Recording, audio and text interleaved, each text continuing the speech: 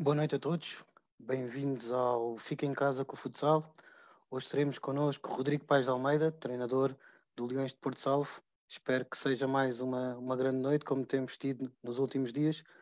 Rodrigo, passo-te a bola e ficamos com a apresentação do Rodrigo. Bom, não sei se estão a ouvir bem. Sim, está tudo. Então, boa noite. Boa noite a todos. Boa noite ao Pedro Catita, em primeiro lugar, e agradecer-lhe o facto de estar presente e de servir aqui como apoio e moderador desta minha apresentação. Agradecer também à Zona Técnica, ao Carlos e ao Rui Simões por este convite, mas mais do que o convite, por este serviço que estão a fazer pelo futsal, nesta altura, não pelas melhores razões, como é lógico, não queríamos, de certeza, estar na posição em que estamos hoje em dia, mas numa altura de confinamento em que estamos todos em casa e longe dos nossos plantéis, longe dos nossos treinos, esta é uma boa forma de estarmos juntos, de falarmos daquilo que tanto gostamos e que tanto amamos, e também de ver alguns pontos de vista, uns iguais, outros diferentes, e de partilharmos, sobretudo partilharmos o que são as nossas visões de determinadas matérias. Agradecer também o facto de me terem dado a liberdade para escolher o tema. Quando me pediram para eu estar presente, eu acedi logo, perguntei que tema é que gostavam que eu falasse. O facto de me terem dado a abertura para falar daquilo que eu gostasse permitiu que eu conseguisse pela primeira vez apresentar algo que já falo há pelo menos 5 anos e que tenho vindo a desenvolver em termos de teoria de treino e de jogo.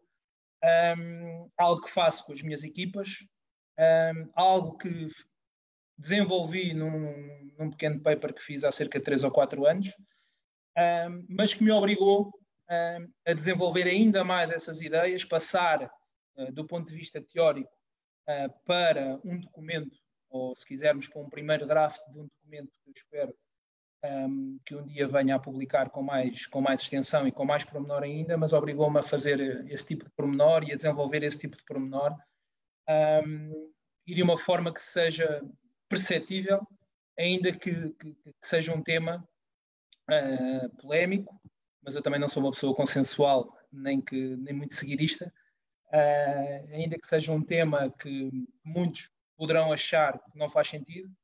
Aquilo que eu peço é que vejam isto como a minha visão e não a visão que está certa ou que eu pretendo que está certa. Esta é a minha visão de como eu vejo o alto rendimento em futsal, como eu faço o alto rendimento em futsal, como eu desenvolvo a minha atividade como treinador, porque é aquilo em que eu acredito, é algo que eu acho que é diferente, não quer dizer que seja melhor nem pior, mas que me permite, de alguma forma, permanecer motivado, desenvolver ideias que eu acho que são ideias novas, umas certas, outras erradas, mas isso nós para percebermos se as coisas estão certas ou erradas, só experimentando, só tentando desenvolvê-las na prática. E é isso um bocadinho eu que eu tenho vindo nos últimos anos a falar acerca do facto de eu dizer e de acreditar nisso, que sou um treinador sem modelo de jogo. Vou iniciar então aqui a minha apresentação, se conseguir pôr aqui a apresentação no ar. Não sei se pedia alguém ou Pedro ou Gênios. Sim, já está, Rui. Pronto, ok. Então vou começar então aqui a minha apresentação. É uma apresentação.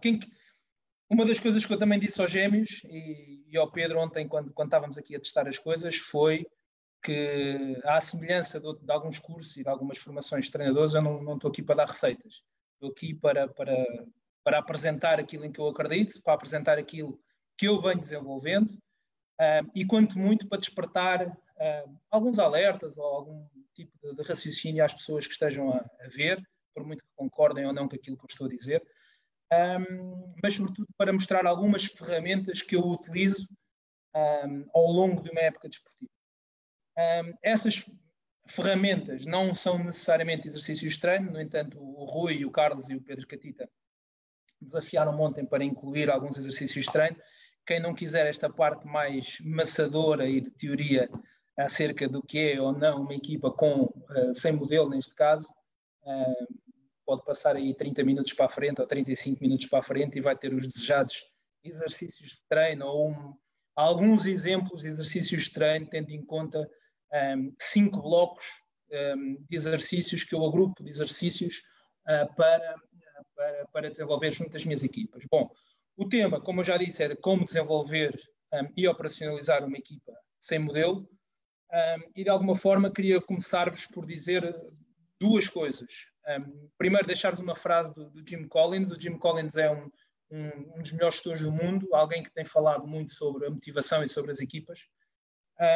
E ele diz que as equipas, os treinadores ou os gestores que transformam equipas boas em equipas ótimas, têm que ter alguma necessidade criativa, têm que ter alguma necessidade de inovação e têm que sentir esse impulso do interior. E eu revejo muito nisto que o Jim Collins diz, até porque, como vão ver à frente, eu acho que nós, os treinadores, onde eu me incluo também, no futsal, somos muito seguidistas, andamos há muitos anos a ouvir as mesmas pessoas a falar dos temas, a ouvir as mesmas pessoas a falar dos mesmos temas, com uma ou outra coisa diferente que vai aparecendo, de opiniões ou de caminhos novos para este ou para aquele tema dentro da modalidade, mas aceitamos muito aquilo que nos dizem e são sempre as mesmas pessoas a apresentar esses temas. Eu acho que é importante nós sentirmos esta necessidade criativa, esta necessidade de inovar, porque quem segue apenas os outros ou quem segue apenas as ideias dos outros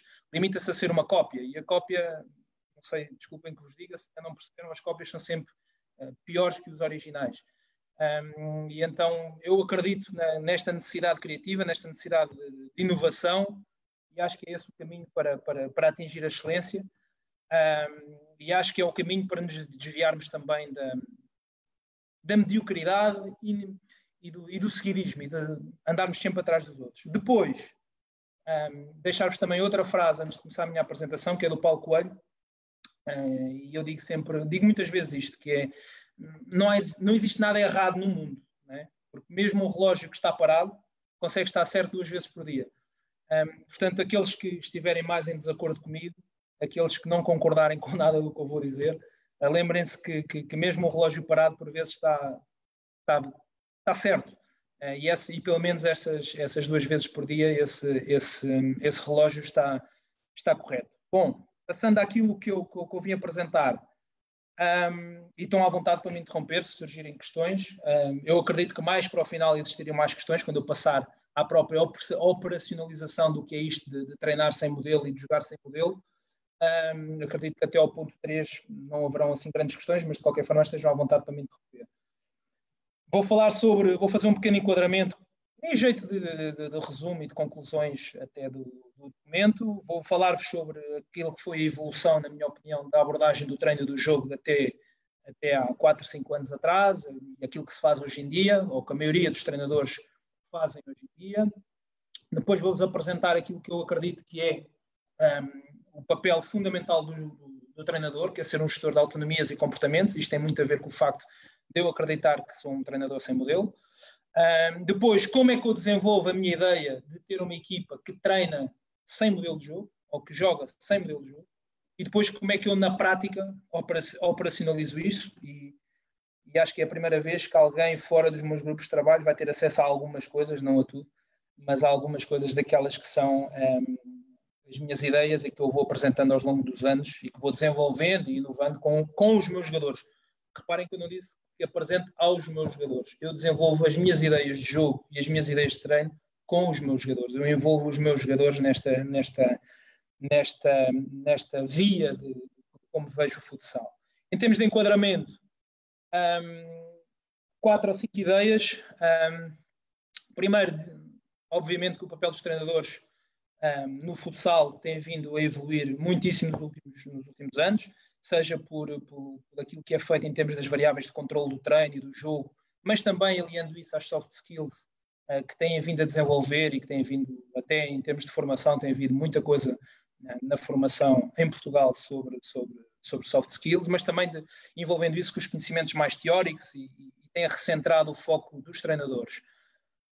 Esta evolução interliga, como eu digo ali, o papel que eu acho que é o fundamental, ou que os treinadores veem como fundamental, a sua influência junto das equipas através do treino, através da evolução dos próprios atletas, da formação e da capacidade que hoje em dia a própria modalidade tem. A modalidade tornou-se muito mais exigente e tornou os jogadores mais exigentes e também mais capazes. Aliás, estamos atualmente, a Liga Placar é uma liga 80% profissional, não é? Eu estou a falar sempre aqui no modelo, se quiserem, no alto rendimento, ok? É onde hoje em dia me enquadro e é aquilo que eu conheço melhor. Depois, dizer-vos que esta é uma opinião muito pessoal. Acho que hoje em dia os treinadores protegem-se muito, são muito, além de seguidistas, como eu disse, são muito corporativistas. Protegem-se em demasia com semântica, com léxico mais complicado, com léxico próprio da modalidade, mas que tentam que não seja acessível a todos ou que não seja perceptível a todos. E está aí o Pedro Catita e eu próprio, também já fui comentador televisivo, tentamos sempre na televisão desmistificar um bocadinho do que é o léxico da modalidade. E depois seguem muito aquilo que são as suas ideias para o jogo, as suas do treinador. São as suas ideias, é o seu modelo de jogo, é o seu jogar, e depois têm a necessidade de catalogar tudo. O treinador, e onde eu me incluo, atenção, é uma autocrítica também, temos a necessidade de catalogar cada movimento, cada passo do jogador, cada dinâmica, o jogo, o jogador, o adversário, o clube, o árbitro. Nós temos nomes para tudo. Parece que tudo o que acontece nós temos que catalogar e pôr um nome assim, mais complicado. Depois aqui, algo mais polémico, mas que eu vou desenvolver à frente, eu acho que o jogo hoje, e já escrevi isso também há uns meses, quando disse que o jogo está cada vez mais individualizado, eu acho que o jogo se tornou muito previsível. Monótono é ainda mais polémico, sedentário também, mas eu acho que o jogo tornou-se demasiado previsível. Eu dizia em tom de brincadeira a um treinador a semana passada que, e até por causa do momento em que vivemos, da pandemia, que não sabemos quando é que começam os campeonatos, recomeçam, se não recomeçam, ele perguntava-me se decidirem que os campeonatos vão recomeçar, quantos dias é que achas que precisas para poder jogar contra uma equipa? E eu disse 5 minutos. E ele riu-se, não é? E ele disse, mas 5 minutos porquê? Porque eu, em 5 minutos, eu consigo perceber como é que jogam 13 equipas da Liga Placar, das 14. E a grande maioria dos treinadores, hoje em dia, treina da mesma forma, joga da mesma forma, ainda com um jogo mais de 3, mais de 4, com dinâmicas mais de zona, mais individuais, mas é tudo muito igual. Até o próprio discurso dos treinadores, hoje em dia, anda ali muito entre a excessiva proteção e o excessivo corporativismo da classe e até às vezes são um bocadinho a falsa modéstia. E acho que as equipas hoje em dia, a diferença nas equipas faz muito com base naquilo que é a qualidade inata dos jogadores. Não se aposta muito no desenvolvimento dos jogadores. E eu defendo exatamente o contrário. Defendo que o desenvolvimento da autonomia do jogador é a melhor forma ou a forma mais inovadora de ultrapassar esta crescente igualdade entre as equipas e esta previsibilidade que as equipas têm, quer no treino, quer no jogo. Como? Treinando, não no 13, 4, aquilo que vocês quiserem, mas treinando comportamentos, decisões e atitudes. Está bem? Passando aqui um bocadinho mais rapidamente dos próximos slides. A minha visão de como é que tem evoluído o treino.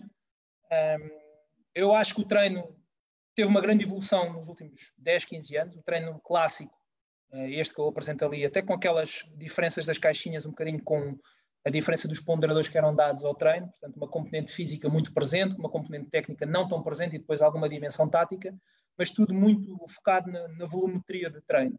Eu acho que evoluímos bem, o treino passou a ser integrado, ou seja, não existe aquela diferença tão grande entre o que é a dimensão física, técnica e tática do treino, tudo é interligado, mas sobretudo tudo é com base na intensidade. Eu acho que foi uma das dicotomias que mais evoluiu na modalidade, foi que deixámos de treinar por volumetria e de forma segmentada para uma forma mais integrada e com base na intensidade.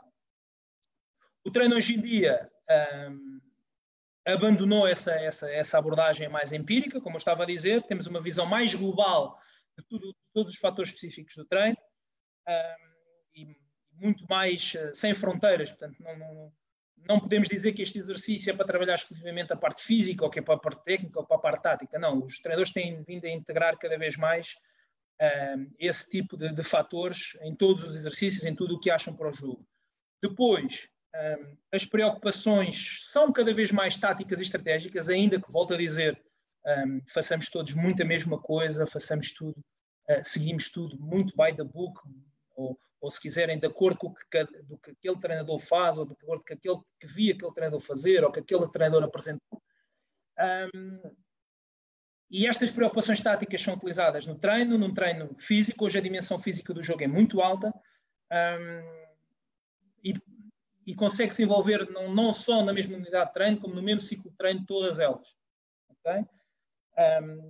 Sendo que todas as ações do treino, todos os exercícios, todas as movimentações e todas as dinâmicas, e aqui é um ponto que eu queria reforçar, são centradas na sua capacidade, na sua forma de jogar, nas suas ideias para o jogo do treinador e no modelo de jogo que está consagrado para aquela equipa. Está bem? Agora passei muito rápido, este também posso passar, não era assim tão relevante, é só para dizer que este patamar mais ecológico do treino, treinando a especificidade da modalidade enquadrada naquilo que é o jogo definido para aquela equipa. Okay? Uma coisa muito mais dedicada, uma coisa muito mais estanque. Tá bem? Em termos de evolução do jogo, o jogo clássico, o jogo de há 20 anos, era um jogo mais anárquico, mais global, e era em função, sobretudo, de uma coisa, que era da bola.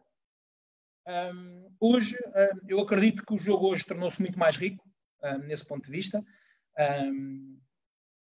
Já definimos o que é defesa, se a minha equipa defende individual, se defende zona, se defende mista, se faz trocas, se faz acompanhamentos, se o ataque é mais de grupo, se é mais individualizado, se as superioridades têm em conta o homem, o espaço, a dinâmica, as inferioridades, as bolas paradas, que hoje em dia têm uma importância enorme, e vemos que muitas dos desbloqueios dos jogos são feitos através das bolas paradas, as inferioridades, se temporiza, se igual, se ataque, se espera, mas, e aqui perdoem-me a ousadia de dizer que se aqui no jogo mais clássico era em função da bola, hoje é em função do treinador.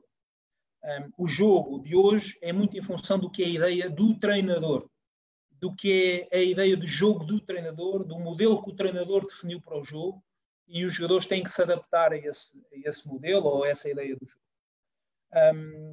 Reforçando ainda o que é o jogo hoje, centrou-se o jogo e os jogadores, como eu estava a dizer, na modelização dos processos, okay? Dos processos coletivos do jogo, e a grande maioria dos treinadores, eu diria 99% dos treinadores, treina comportamentos modelares, ou seja, comportamentos que estão balizados para o jogo. Os jogadores adquirem, através do processo de treino, esse comportamento modelizado, em função do que é que foram momentos do jogo anteriores, e o modelo de jogo orienta em si mesmo para esse tipo de comportamentos os próprios processos da equipa e o planeamento da equipa, sendo rígido em função daquilo que é proposto, seja para o exercício, para o treino, para o jogo. A proposta de decisão existe, ou seja, os momentos do jogo são interpretados pelos jogadores, e as decisões são feitas em função daquilo que é a proposta do treinador para aquele momento do jogo. Daí que eu tenha dito, já disse atrás, o jogo tornou-se previsível, tornou-se mais rotineiro, os treinadores treinam todos praticamente o mesmo e da mesma forma. Hoje em dia, eu ainda vi, no outro dia, aqui na apresentação do Dias, que faziam 6, 7 unidades de treino por semana. Há equipas na Liga Placar a treinar mais vezes que o Sport. E até no discurso, como já disse anteriormente, também o discurso dos treinadores pauta-se sempre pelo mesmo, ou tem-se pautado ultimamente pelo mesmo. Sendo que a diferença, e volto aqui a reforçar, a diferença base e a diferença que muitas vezes, ou uma grande maioria das vezes, faz ganhar ou perder, ou ganhar o lance ou perder o lance, é a qualidade individual dos jogadores. Em resumo... Rodrigo, sim. Antes de ir ao resumo, tenho aqui uma pergunta. Sim. O Manuel Dias questiona-te: se o jogo está mais individualizado, que papel tem um treinador nesse jogo? Em trabalhar as individualidades ou em tornar essas individualidades numa qualidade para o coletivo? Bem, em primeiro lugar, obrigado pela pergunta. É assim, não há respostas corretas, como eu disse. Né? Aqui há a visão daquilo que nós pretendemos ter para o jogo. É evidente que quem tem um Ricardinho na equipa, perdoem-me a expressão, mas é burro se não explorar a individualidade do Ricardinho. Ou quem diz o Ricardinho, diz o Robinho, diz o Merlin, né? E tem que explorar esses fatores, ou seja, tem que extrair o que é o melhor do individual desses jogadores que são de destaque e são dos melhores do mundo, para aquilo que é o rendimento da equipa. Como o faz? Aí sim, aí já é a opção daquilo que a pessoa quer e daquilo que nós queremos para o jogo, e o jogo é um reflexo daquilo que fizemos no treino. Não é? Se a pessoa quer que o jogo seja decidido maioritariamente por jogadas individuais na ala, por largando o jogador na ala num contra um, para criar esses desequilíbrios no 1 para 1, bom, no seu direito, desde que acho que é o melhor para a equipa. Eu acredito que não é assim. Eu acredito que o individual é importante, e tomara eu ter o Ricardinho, o Merlin ou o Robinho, mas eu acho que há coisas que são diferenciadoras na forma que eu me treino e como eu treino os meus jogadores para jogarem, e da forma que eu, sobretudo, os envolvo no processo de decisão e na abordagem ao jogo e ao treino, que permitem que mesmo esses jogadores que individualmente são melhores, que se sintam mais dentro daquilo que é a equipa. E eu acho que o Emanuel, ao longo desta apresentação, vai perceber bem como é que eu defendo que se faça. Está bem? Não sei se respondi à pergunta, mas se não respondi, o Emanuel que dê sinal de vida. Está bem? Se calhar vou continuando. Sim? Em resumo, e acabando aqui com esta fase mais daquilo como eu vejo a evolução do treino e do jogo. Parece-me que as equipas hoje são modelos. As equipas que nós vemos, mais uma vez, na Liga Placar, e os jogadores são vistos como meramente intérpretes desse modelo do que é o treinador, do que o treinador defende.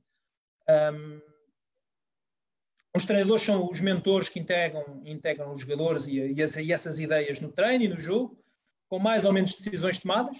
Aí sim, as decisões não são só dos treinadores, são dos jogadores, porque eles é que jogam, mas sempre em função do mesmo, da tal ideia de jogo, do tal modelo de jogo.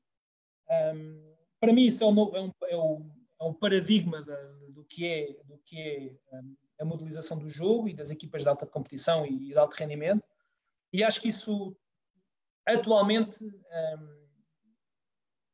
mais do que tem castrado até o desenvolvimento do próprio jogador, honestamente. E eu acho que esta visão modular do treino está obsoleta, mas volto a dizer, isto é a minha perspectiva do que é o treino e da perspectiva do que é o jogo. Acho que muito mais do que desenvolver o jogador e o jogo e a equipa, limita a ação do jogador, limita a decisão, limita a inovação e a criatividade. Bom, isso então é por demais. O próprio desenvolvimento da modalidade e, sobretudo, tirar quase em exclusiva a autonomia e a capacidade de decisão autónoma do jogador. Na minha opinião também, a coexistência de um modelo e de uma ideia de jogo planeada, rígida e repetida N vezes e treinada N vezes limita a decisão dos próprios jogadores, porque passam a ser formatados só para aquilo, enquanto decisores do que é o espaço e o tempo do jogo. Na minha opinião, isso ainda é mais grave, ou mais, não vou dizer grave não era a palavra correta, é ainda mais visível, se quiserem, como entrada nos processos de formação, ou seja, parece-me que cognitivamente o jovem jogador, o jovem praticante, vai se desenvolver menos quanto mais cedo começarmos a castrá-lo. E eu acho, e isto para acabar aqui o meu resumo, é que este tipo de abordagem... Rodrigo, deixa-me intervir aí, pode ser? Não, desculpa lá. Posso perguntar? Podes, deixa-me não, só... Porque tu pegaste mesmo, estavas ali no meu pensamento, eu sei saber a tua apresentação, estavas ali no pensamento. Para já, um abraço para ti e parabéns pelo modelo e pela ousadia, pela coragem, pela perspectiva transgressora que estás a mostrar aqui, e é bom para fazer evoluir. Eu ia perguntar isso mesmo, até que ponto é que esta tua ideia está presente ou tens vez na formação dos jogadores, seja no Porto Salvo, seja no Campeonato de Lisboa, Nacional, ou onde tu vês? Até que ponto é que isto está... Porque estás a falar da Liga Placar, podemos agora bater isto, mas isto agora é importante. A questão é até que ponto é que isto constatas que isso existe na formação e até que ponto é que isso, na tua perspectiva, é prejudicial para a modalidade, ou benéfico ou não? Bom, a pergunta é ótima. Eu não sou uma pessoa politicamente correta, como tu sabes, e como as pessoas que me conhecem sabem, mas há coisas que eu tenho que ter algum cuidado a dizer, não é? Não posso dizer tudo, não posso dizer tudo da forma como gostaria. Aqui podes dizer quase tudo. Aqui estamos mas posso dizer... Open space. Não, eu sei que sim. Mas posso dizer que... E não falo... E falo do que é a formação e falo do que é o treino. Sabem, quem me conhece sabe que eu concentro muito no treino, muito mais do que no jogo, porque acho que o jogo é reflexo daquilo que se treina. Posso dizer que me choca ver equipas de infantis a treinar guarda-redes avançado, posso dizer isso. Posso dizer que me choca ver treinadores da formação que foram a uma formação do Dias ou do Brás e pegam nos exercícios deles e vão meter os miúdos a fazer com 12, 13, 14 anos. Posso dizer que me choca ver treinadores que me pedem para ver os treinos dos séniores dos Leões, e eu sou o mais aberto possível, toda a gente pode ver os treinos dos Leões, são abertos. E depois vejo que nas equipas deles, sejam dos Leões ou fora dos Leões, a quererem fazer o mesmo tipo de dinâmica ou o mesmo tipo de exercício sem, às vezes, até perceberem qual é que é, ou sem perguntarem, porque eu também pergunto muita coisa, felizmente não sei tudo, graças a Deus, sem perguntarem qual era o propósito daquele exercício, ou daquele movimento, ou daquela dinâmica. Posso dizer que isso choca-me. E acho que com isso estou a responder àquilo. Vou ser provocador, vou ser mais provocador ainda, já que estamos em ambiente de provocação. Até que ponto é que tu tens influência, ou quanto, e em que dimensão, na formação, no conceito de treino dos escolas de formação do Leões de Porto Salvo, que é uma escola de referência nacional e com sucesso? Até que ponto é que é assim que é respeitado essa tua perspectiva de treino nas escolas de formação do Leões de Porto Salvo? Pedro, eu sou treinador dos séniores do Leões de Porto Salvo e tenho o máximo respeito por aquilo que eu considero também, como disseste bem, a maior escola de formação do país, porque e uma formação de grande qualidade que é feita nos Leões.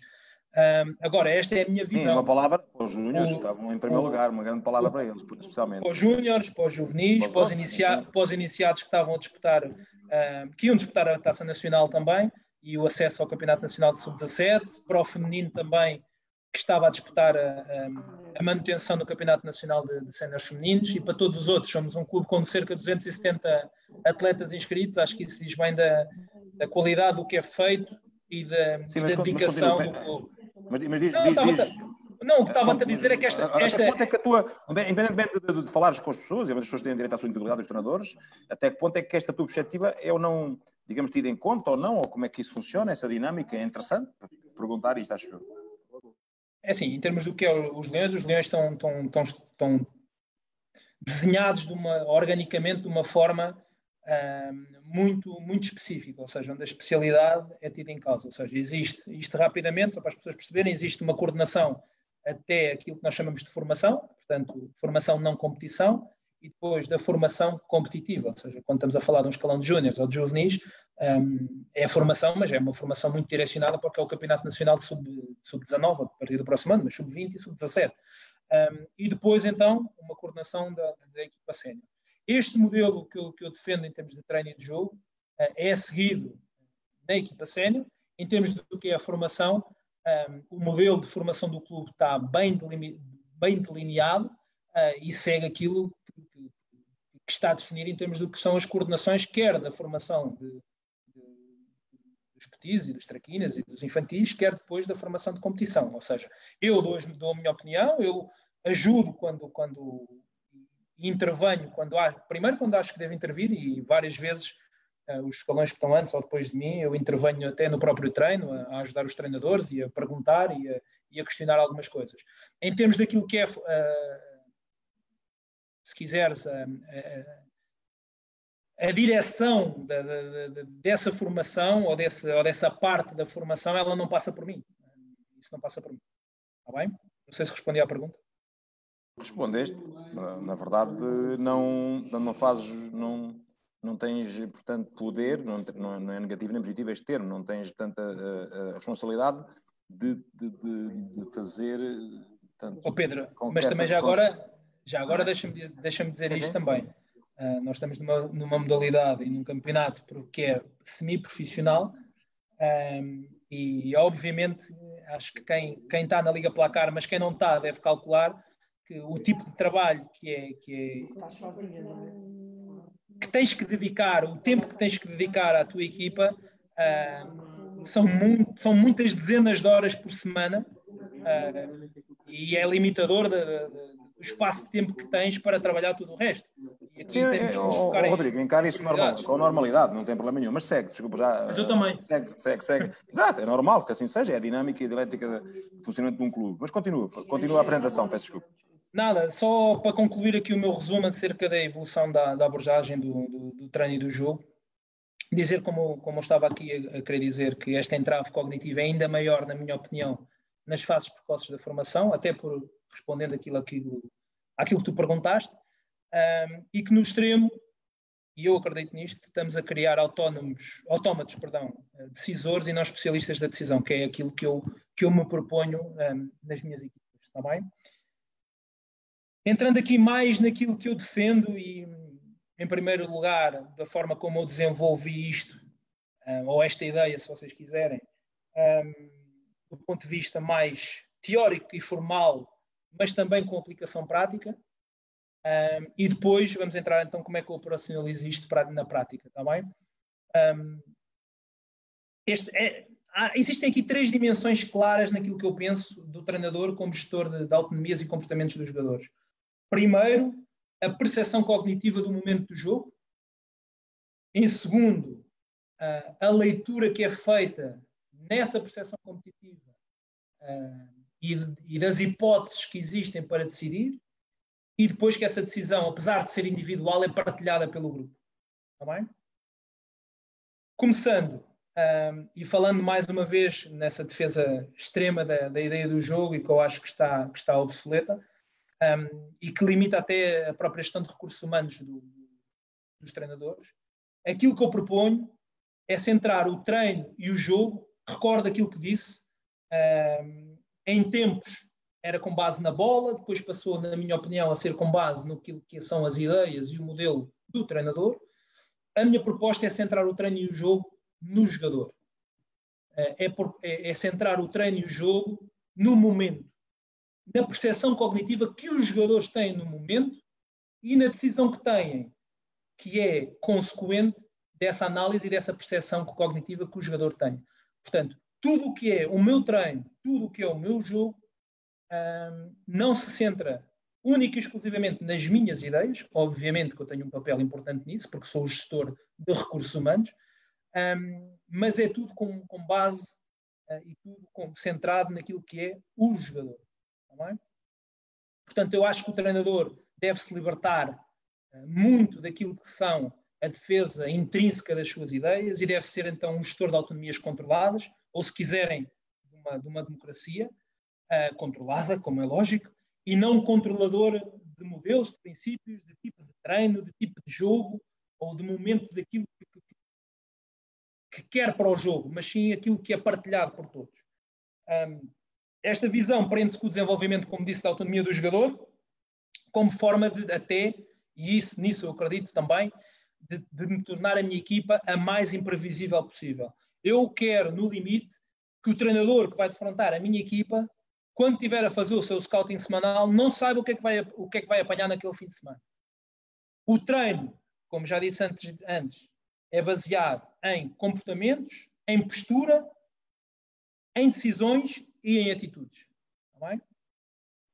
Acredito também que o treinador, e nisso garanto-vos que é verdade, os últimos 3 anos, e partilho aqui um bocadinho até a minha parte mais prática também, tem sido uma aprendizagem absoluta. Tenho evoluído muito como homem, mas tenho evoluído muito como treinador pela partilha que tenho conseguido ter com os jogadores de altíssimo nível que tenho tido a oportunidade de treinar nos últimos 3 anos. e hoje sou seguramente um treinador muito melhor, muito mais preparado, com uma visão muito mais alargada do jogo, graças aos meus jogadores. Okay? Eu, já agora também falo disso, eu e o João Pinto estamos a fazer uma especialização em alto rendimento no futsal em Espanha, na Universidade de Varmar, e já fiz N cursos em Portugal, N formações, mas garanto-vos, ninguém me ensinou mais do que os meus jogadores. E isso, nos últimos 3 anos, tem sido autênticos teses de doutoramento, honestamente. O que é autonomia? A autonomia é a capacidade de um indivíduo racional tomar uma decisão não forçada baseada na informação disponível. Um bocado aquilo que eu vos estava a dizer. Portanto, a decisão é baseada no processo cognitivo e na percepção do momento do jogo. Está bem? A tal mudança de paradigma, aquilo que era, que é pensado pela maioria e que é mais comumente aceito para a modalidade, como o modelo, como o treino modular, como construir momentos, como treinar para jogar e decidir pelo que está estabelecido em função desses modelos e dessas ideias e desses momentos e desse treino. Okay? Eu acredito que este foco naquilo que são as ideias do treinador, acredito, e não só, faço, eu já mudei, não esta época, mas posso dizer que na época passada mudámos as nossas ideias, os nossos comportamentos e as nossas atitudes defensivas para aí 5 vezes ao longo da época. Okay? Tudo por influência dos jogadores. Okay? Eu não acredito em modelo, acredito em planos, e já vou explicar o que é que são os planos. Eu não acredito em treino modular, acredito em treino cognitivo e de performance, e já vão perceber o que é que eu quero dizer com isto do treino de performance. Eu não acredito em construir momentos, eu acredito em perceber momentos e contextualizar os momentos do jogo. Eu não acredito em treinar para jogar, eu treino para pensar, ou para pôr os jogadores a pensar, a decidir e a agir. É evidente que isto é feito em simultâneo. E, sobretudo, acredito que as decisões não devem ser tomadas pelo estabelecido, mas sim pelo entendido. A decisão não é feita com base, ou o jogador, naquele momento do jogo, a sua decisão não é feita com base naquilo que está estabelecido para o grupo, mas sim com base naquilo que ele entende do momento do jogo. Ou seja, o foco do treinador passou para ser um foco no jogador. Está bem? Eu acho que alguém estava a querer fazer uma pergunta. Não sei se... Sim, sou eu, Rodrigo. Tenho aqui uma frase do Bruno Travassos que gostava que comentasses, que ele diz que devemos ensinar os jogadores a explorarem as suas possibilidades de ação em situações específicas de jogo, tal como os melhores o fazem. Essa é a frase? Sim, é a frase dele. Eu assino por baixo. Eu assino por baixo. Devemos treiná-los para isso. Mas devemos treiná-los para eles perceberem o que é que está a acontecer, que contextualizem o que é que está a acontecer e que decidam por aquilo que estão a perceber do jogo e que o jogo está a pedir. E não por aquilo que, por algum motivo, dissemos. Porque, repara uma coisa, não sei se foi o Carlos, foi o Rui, mas foi um dos gêmeos. O Carlos. Foi o Carlos, pronto. O Carlos, sim, esta é uma frase que eu vi numa apresentação do... Não, e bem. E eu assino por baixo. Aliás, o Bruno a par de outra pessoa, eu posso dizer quem é, que é o Rui Lança. O Rui Lança, que é aquele dos treinadores e acompanha-me há 15 anos, tenho essa felicidade. São das pessoas com quem eu tenho partilhado mais esta minha visão do que é o treino e do que é o jogo e do que é isto da autonomia. E volto a dizer, assino por baixo. Sendo que o que está estabelecido pode não ser aquilo que está a ser entendido pelo jogador, e eu confio muito mais que o jogador, se o jogador tiver treinado para decidir em função daquilo que ele entende, do que por aquilo que está estabelecido. Está bem? Desculpa, vou-te interromper mais uma vez. Tenho aqui uma frase, uma pergunta do Raul Moreira, que todos sabemos que é do Caxinas e tem uma grande escola. Ele questiona-te se, Rodrigo, parabéns pela tua coragem em sair daquilo que é normal. No entanto, gostaria que me tentasses explicar como consegues pedir responsabilidade no jogo aos jogadores quando dás total iniciativa a eles para decidirem todos os momentos do jogo. Calma. Mais à frente eu vou-lhe responder a isso. Eu não vou esquecer da pergunta do Raul e vou-te já dizer que é o Carlos que está a falar, não é? Espera aí. Aqui está. Eu também tenho aqui a minha cábula. Ok. Eu vou, daqui a 3 slides nós falamos disso, pode ser? Pode. Pronto, vou apontar daqui a aqui. 3 slides, aponta aí. No slide em que eu falo de autonomia e performance, está bem? Ok. E obrigado, Rulo, obrigado pela pergunta. Como eu disse, e recordando, vou pôr só aqui este recordatório, portanto, os planos e este treino com foco no jogador, repliquei aqui. O que é isto e quais é que são os conceitos que eu determino como conceitos chaves do desenvolvimento desta minha ideia de não ter modelo de jogo. Primeiro, autonomia, já falei sobre ela. Segundo, performance. Terceiro, princípios, planos, contextos, cognitivo, ou se quiserem, processo cognitivo, decisão e depois o que é que essa decisão traz, que é a execução. Ok? Falando de cada um deles, autonomia, mas uma autonomia democrática, focada no jogador como chave do processo de treino e de jogo. Ok? Performance, em termos do que é o treino e da potenciação da performance individual e coletiva do atleta dentro daquilo que é a organização de jogo. Eu mais à frente também tenho uma frase que também se calhar vai gerar alguma polémica, mas eu quero treinar atletas. Eu não quero treinar jogadores da bola. Okay? É completamente diferente. Os meus jogadores são atletas. Os meus jogadores poderiam jogar futsal, handball, basquete, fazer triatlo comigo, correr comigo, nadar, jogar voleibol. São atletas. E eu potencio a performance deles do ponto de vista individual e, obviamente, depois do ponto de vista coletivo. Depois, princípios gerais da organização sem privilegiar uns em função dos outros, e vocês já vão perceber como.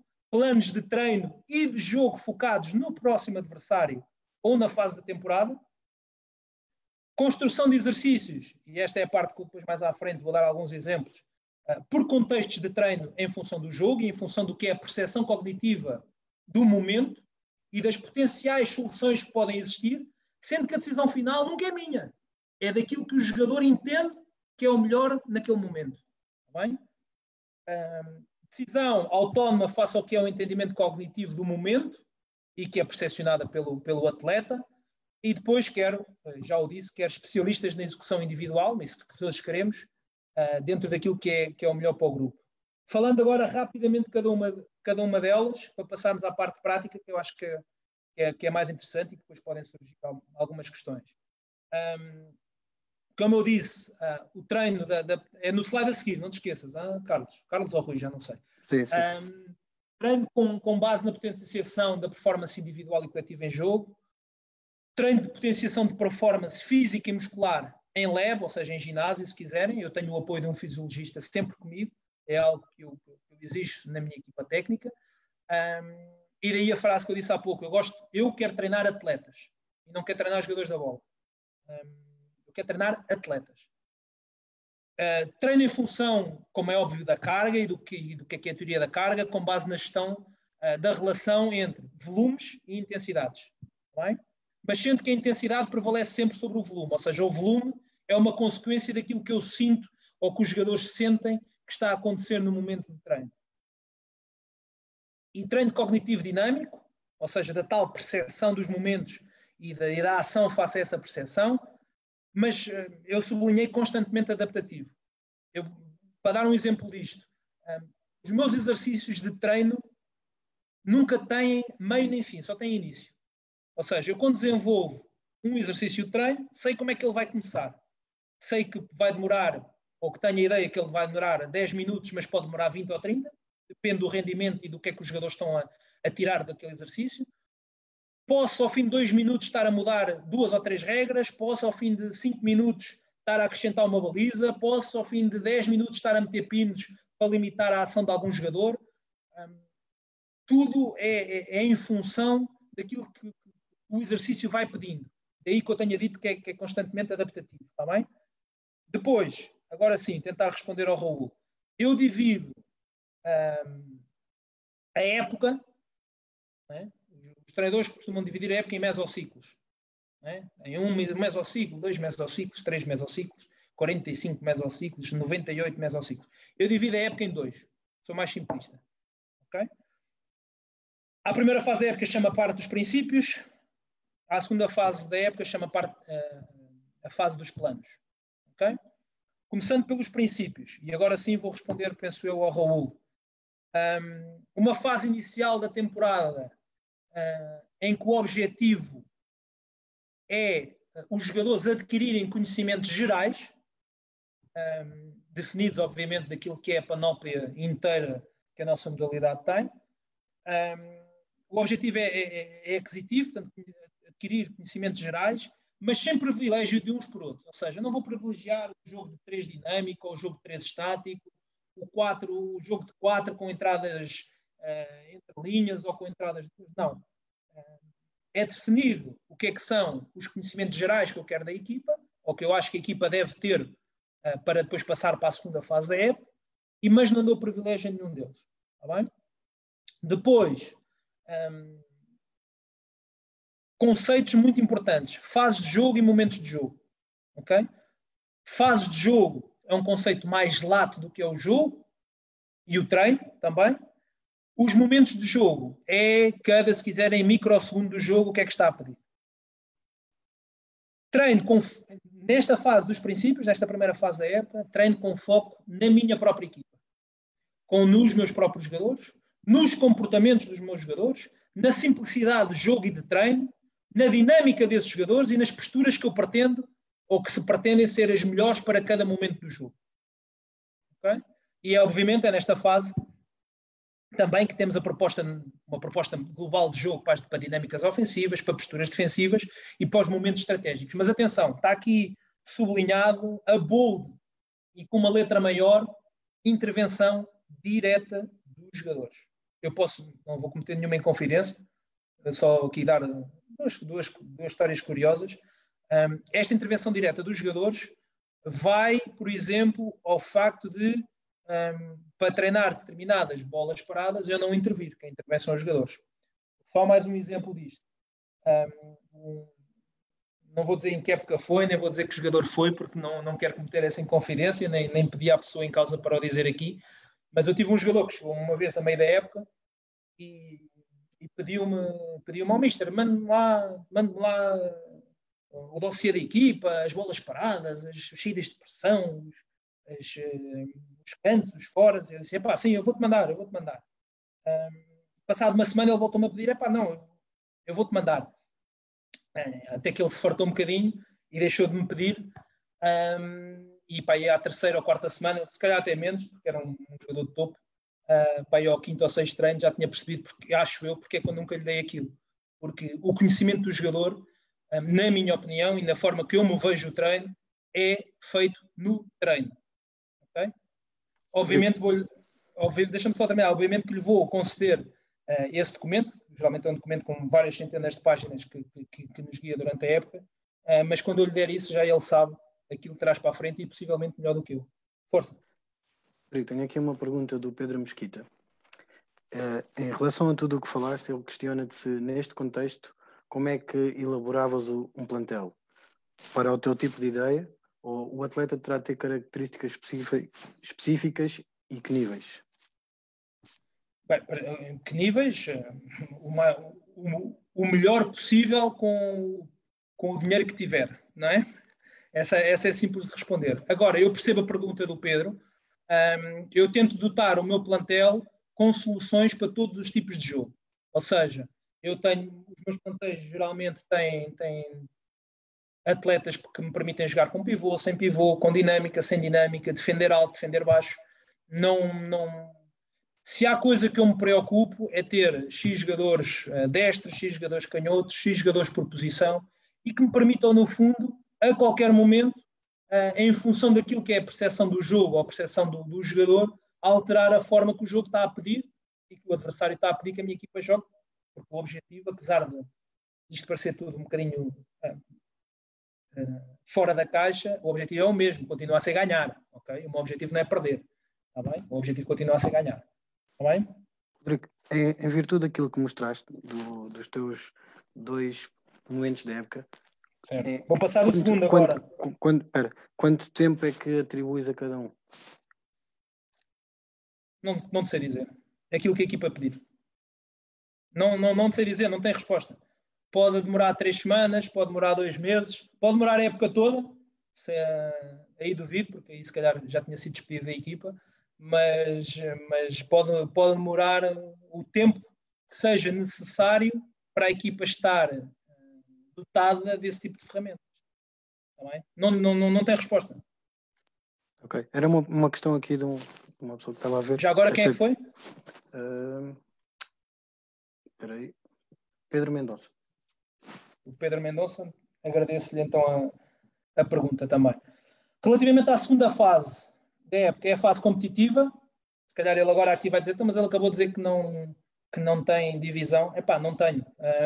O ideal, se o Pedro me pergunta o que é o ideal, era que esta primeira fase coincidisse com a semana anterior ao primeiro jogo da época, o primeiro jogo oficial. Há plantéis que se consegue antes, há plantéis que se consegue depois.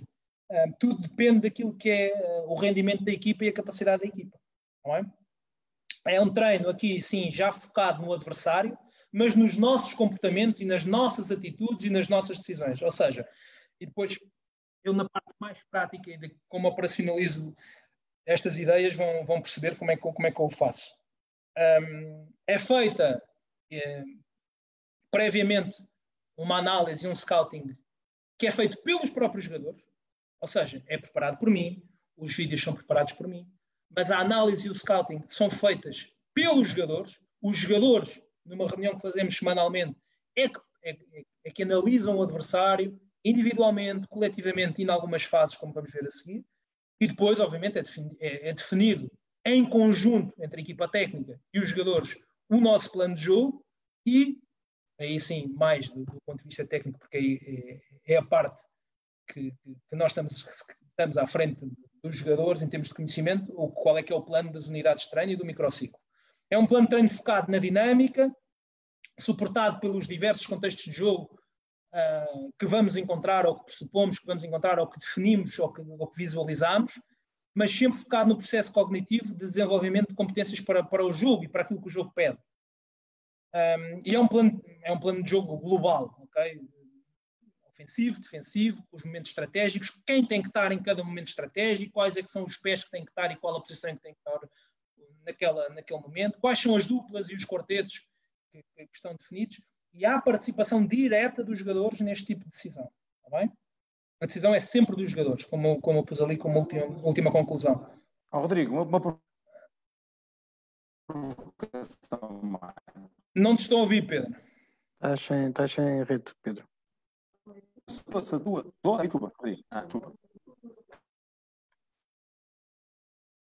Não estou a conseguir ouvir. Se calhar vou continuar e depois... Continua. Pronto.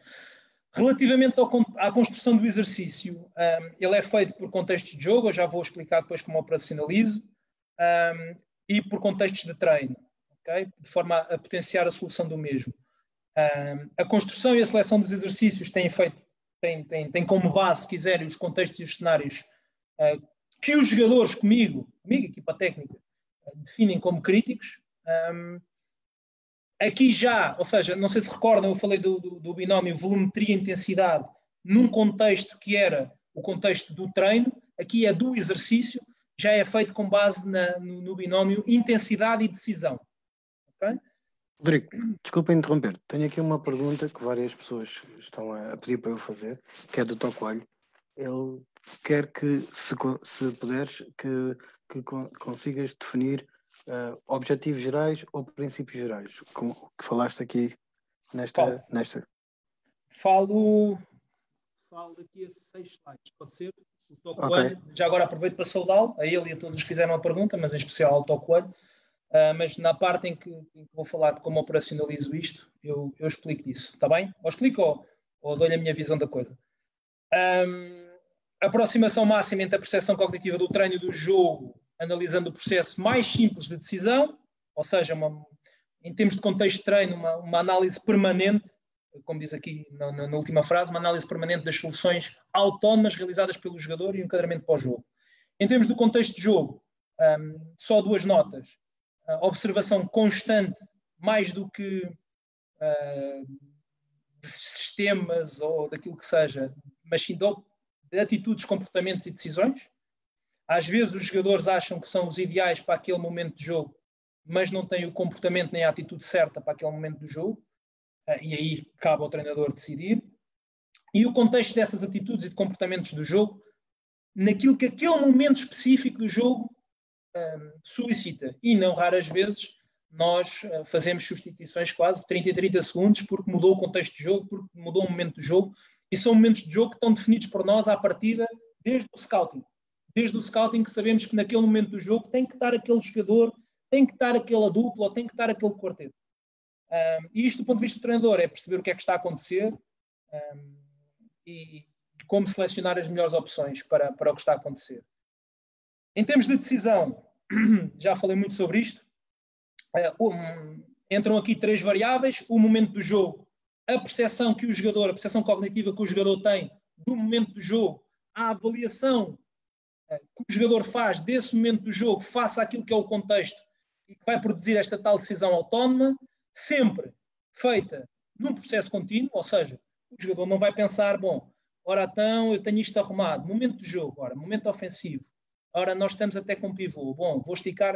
Quer dizer, quando o homem começasse a pensar já estava a levar um golo. Não é? Isto é feito ou é treinado para ser um processo contínuo, sem timings definidos, autónomo e sobretudo com a última coisa que diz ali na seta vermelha: imprevisibilidade constante. Eu quero que as minhas equipas sejam imprevisíveis. Pisas também na parte defensiva? A imprevisibilidade é em todos os momentos do jogo. Okay? Eu quero que os meus adversários... E isto é do ponto de vista do adversário. Okay? Hugo Cortes, a pergunta é do Hugo Cortes. Do? Hugo Cortes.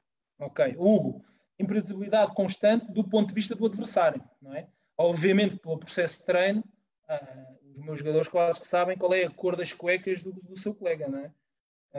Não sei se isto se pode dizer a esta hora da noite. Acho que sim. Em termos do que é os especialistas na execução, eu tenho uma frase e disse-a no início, quem nos está a seguir desde o início, de certeza que se recorda do que eu disse. Eu disse que em 5 minutos era capaz de recomeçar o campeonato. Não sei se recordam. Foi uma conversa que tive há uns dias com outro treinador e ele disse: quanto tempo é que precisas para recomeçar o campeonato? Eu disse 5 minutos. E eu vou-vos dizer porquê. Porque eu acho, claro que 5 minutos estou a exagerar um bocadinho, mas eu gosto de acreditar que a minha imprevisibilidade no jogo passa por outro objetivo, que é conseguir caracterizar e que os meus jogadores consigam caracterizar de ponta a ponta, pelo menos 13, ou que eu consiga caracterizar, e depois passar esse conhecimento também para os meus jogadores, nesse processo conjunto, pelo menos essas 13 equipas entre as 14 da Liga Placar, que são estas que estão aqui. Porque só há mesmo uma equipa que eu não consigo caracterizar. É esta. Esta equipa eu não consigo caracterizar. Esta equipa é aquela equipa que eu espero nunca ter de jogar contra. Porque estes são os únicos que eu não sei o que é que posso esperar do jogo. Porque eu treino-os para eles decidirem. Porque eu treino-os para, em função daquilo que eles percebem do jogo, que percebem que o seu colega está a entender no seu processo do jogo, decidirem. Okay? Por isso, quando me perguntam qual é que é a equipa das 14 equipas da Liga Placar, qual é a equipa que tu consegues caracterizar menos bem, eu digo sempre que é a minha. Ok? Passando se calhar à parte mais prática da minha apresentação. Rodrigo, antes de entrar na prática, tenho aqui uma ou duas questões. Se houver uma divergência entre os jogadores, imaginemos 7 ou 8 jogadores, como é que consegues converger a tua ideia para que todos vão acreditar nela? Uma boa pergunta. E qual é que é a segunda pergunta? Essa é a outra, depois já te faço. É a primeira respondi. Okay. Esta é Jorge Santos. Já tivemos reuniões de abordagem a jogo ou de plano de jogo que demoraram 10 minutos e já tivemos reuniões de jogo ou de preparação para jogo que já não nos permitiram treinar a seguir. Porque se há coisa que eu privilegio é aquilo que os jogadores sentem, aquilo que os jogadores entendem, porque, olha, até por um motivo, eu não fui jogador de futsal. Portanto, eu não sei o que é estar dentro do campo e ter que decidir. Portanto, ou me apoio nos especialistas de decisão que eu acredito que são os meus jogadores, que eu acredito que é a minha equipa, ou então estou tramado. porque não vou conseguir ser eu, de certeza, a decidir bem. Nunca tive o caso de termos posições entre os plantéis ou dentro do próprio plantel, propostas completamente antagónicas. O que tentamos, obviamente, é democraticamente e conversando chegar àquilo que achamos que é o melhor em determinado momento. Ou seja, o plano para um jogo não passa apenas por uma ideia para aquele jogo ou por uma característica que nós queremos explorar do adversário. Okay? Difere-nos nos vários momentos do jogo e é, volto a dizer, é uma proposta global da equipa. O Catita que tinha aí alguma pergunta? Pedro? Ele está sem net, pá. Estás-me a ouvir agora? Não. Estou a ouvir. Estava uma pergunta. Imagina um cenário, não sei se já apanhaste, imagina que por hipótese há uma mudança de treinador na semana que antecede o teu jogo, do adversário. Já apanhei. Como é que tu fazes? É muito complicado. Mas acho que um treinador inteligente, quando chega a uma equipa, na primeira e na segunda semana, pega muito no que está feito. E foi assim que fizemos. E olha, e correu este ano, por exemplo, e correu bastante bem. Se um treinador pega numa equipa, de certeza que não é em 3 ou 4 dias ou numa ou 2 semanas que vai mudar as dinâmicas da equipa, por muito que ele tenha até treinado. Não é? Posso continuar? É imprevisível, mas há uma dose de imprevisibilidade. Existe, é uma dose de imprevisibilidade, sem dúvida. Como é que fazes? Faço exatamente naquilo como eu estava a dizer, ou seja, como acredito que um treinador não vai mudar aquilo que é a abordagem ao jogo de uma forma 100% radical, baseamos obviamente naquilo que vimos das últimas semanas dessa equipa. Não é? Antes de avançar, só mais uma pergunta, João Freitas Pinto. Boa. Falaste que esta era uma equipa sem modelo, mas não achas que tudo o que estás a apresentar é um modelo para a tua equipa? Não. É a minha proposta de ideia para a minha equipa, se calhar é, mas é uma proposta de não ter ideias rígidas, de não ter ideias com paredes, é uma proposta que é conjunta, que não é apenas de uma só pessoa que é o treinador, e acho que nesse aspecto é uma abordagem completamente diferente àquilo que é o modelo de treino e o modelo de jogo. Pedro Henriques, há princípios para as superioridades ou inferioridades numéricas? Já falo sobre isso, está bem? Até porque isso é também isso entronca muito naquilo que disse o Tó Coelho. Está bem? Siga. Bom, como é que se traduz isto na prática? Muito simples, para mim. Quando começa a época, apresento sempre 2 slides à equipa. São os primeiros 2 slides de quem chega a um plantel meu, obviamente desde que comece a época. É a primeira coisa que vem. É este slide. Ele está assim pequeno porque ele é exatamente o slide que eu apresento aos jogadores, onde tem ideia de jogo, modelo de jogo, o nosso jogar, como é que defendemos e como é que atacamos. E depois apresento o segundo slide, que é proibido falar destes conceitos. Ok? Os meus jogadores não podem falar disto. Os meus jogadores não podem ter estas ideias pré-concebidas e até com base um pouco naquilo que o João estava a dizer. Não podem ter estas ideias fixas, não podem querer apenas e só uma forma de jogar, uma forma de defender, uma forma de atacar, conceitos de decisão pré-estabelecidos ou estabelecidos. Existem, obviamente, os tais princípios que eu falei, mas depois os planos, as decisões, os processos cognitivos de decisão mudam de segundo a segundo. Não há modelo, mas há 3 fatores de excelência. Agora respondendo ao Pedro Henriques e ao Tó Coelho. Princípios gerais naquela primeira fase da época, sem privilegiar nenhum em função do outro, defensivos, ofensivos e transição. Não vou estar aqui a explicá-los um a um, vou-vos dizer, por exemplo, em termos do que é o princípio geral defensivo das minhas equipas, são 3. Ou se quiserem, é um que passa por 3 momentos e que são subsequentes. Equilíbrio, linhas de passe e roubar a bola. Sempre por esta ordem. Depois, se o fazemos de uma forma mais individual, mais de uma forma zona, com trocas, sem trocas, isso já é da segunda fase da época, já é para discutir em termos do que são os planos de jogo. Está bem? Depois, conhecimento que eu penso que é o essencial dos meus jogadores. É o conhecimento de nós próprios enquanto equipa, de nós próprios enquanto elementos dentro de um grupo de trabalho, o tal conhecimento dos momentos de jogo e das fases do jogo que eu falei há pouco, e dos nossos adversários. E sempre feitos por esta ordem, de preferência. Conhecimento de nós próprios, dos momentos do jogo, da nossa equipa e do adversário. E por último, as tomadas de decisão que derivam do tal processo cognitivo que levam-nos a ter mais decisões, porque ao longo do jogo e do treino vamos encará-lo de uma forma diferente, de uma forma mais autónoma, vamos ter melhores decisões. Obviamente que isto demora, isto não é algo que... Os jogadores estão muito pré-concebidos para um tipo de modelo de treino e para um tipo de modelo de jogo que vem tendo ao longo dos anos e ao longo das décadas, e não é fácil mudar o chip do jogador para pensar desta forma. Okay? Daí que demora algum tempo e, obviamente, o privilegiar da sustentabilidade de um plantel ou da continuidade de um plantel é essencial para quem pensa desta forma. Okay? E é muito mais, e deixa-me só terminar, e do ponto de vista de disrupção é um modelo muito mais, ou é uma forma de pensar o jogo e o treino, uma forma muito disruptiva.